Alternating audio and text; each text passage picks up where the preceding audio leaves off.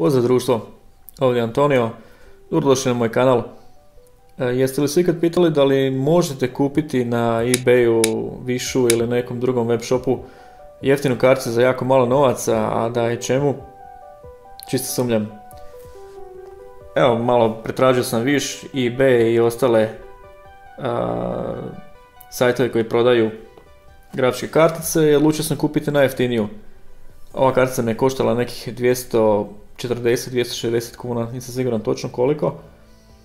Međutim, kao što sam pretpostavio, tako sam i dobio fake kinesku karticu. Kako je sve prošlo, kako je testiranje prošlo, kakve su performanse u igrama, saznajte u nastavku, naravno, nakon introa.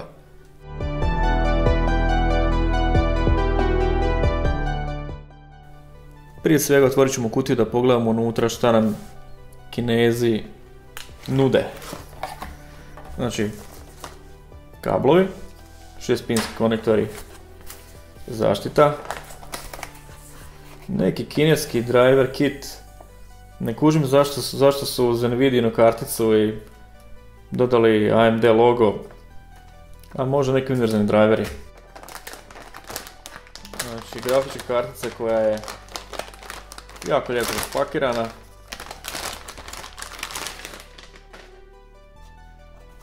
I evo ta čuvena kartica.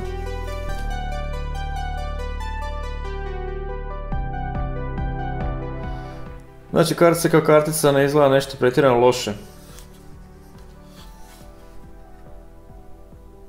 Eto, kao što i vi možete vidjeti, kvaliteta izrade nije baš nešto. Vidim dosta prljavštine na njoj. Mada dobro. Pušćemo mi testiranja pa da vidimo kako se ponaša. Ovako, sa čipova. Znači vidim da su za Samsung čipovi.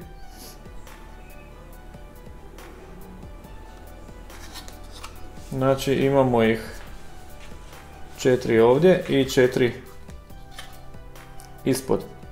Prije svega prvo da pogledamo šta se nalazi ispod šarafa, ispod hladnjaka.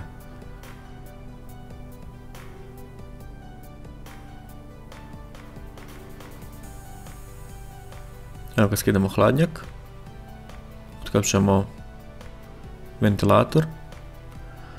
Čisto me zanima zašto su Kinezi ostavili ovu naljepnicu na čipu od grafike. Evo, pogledom vidimo da se radi Samsung Memory. Ovdje specifikacije memorije iz kojih sam zaključio da se nalazio 8 čipova po 125 MB, znači oko GB memorije. Računalo na kojem će se obaviti testiranje je i5 2500K sa GTX fake kineskom 964 GB memorije i 16 GB RAM-a, što je sasvim pristojno za neki srednji medium gaming stroj. Kako bi bilo pošteno, instalirat ćemo nove Windowse, instalirati zadnje drivere, te pokrenuti par testova vezano uz samu grafičku karticu. Evo, trenutno se na ekranu nalaze dva GPU-Z testa. Znači, s lijeve strane se nalazi lažna kartica sa CUDA 192 CUDA procesora, dok je na ovoj pravoj 124, što je jako bitno za video obradu. I vidimo znatno niže frekvencije na fake lijevoj kartici usporedno sa desnom pravom karticom. Evo, pokrenut ćemo Gazlerse. Evo, kao što vidimo, trenutno se koristi 850 MB memorije. Otići ćemo u postavke da pogledate koje postavke koristim. Znači, ništa specijalno. Krećemo Quick Race da vidimo kako se ponaša. I evo ga, vidimo da 870 MB trenutno koristi. I evo ga, puca. Evo, ponovno smo pokrenuli igricu. Iskreno, dok sam igrao igricu nisam primijetio da ovako dosta trza. Znači, fluidno je radila potpuno, bez ikakvih trzanja, sasvim prihvatljivo. No dobro, samo da vidite dokoliko on uredno radi, znači do gigabajt, malo više gigabajt, 1010 megabajta kad koristi, gotovo, znači raspad sistema. Veliki problem ovakvih grafičkih kartica je i nestabilnost, kao što će sad kroz par trenutaka vidjeti. Znači prilikom ulaska u postavke dešava se ovo. Znači jednostavno se igra srušila i to je to. Možda ćemo imati više sreće sa nekom lakšom igricom kao što je CS. Samo da spomenem, znači ovo sve vrtimo na i5, 16 GB RAM-a i SSD disku, tako da ne bi trebalo biti problema sa performansama računala. Evo vidite koliko je, evo sad koristi 1 GB memorije, znači ponovo je zablesirao, ali nije izbacio iz igrice. Evo sad smo izgleda poginili, da vidimo, ulazimo u akciju sa 900 MB, pucam i nisam imao izgleda opet sreće, opet puca.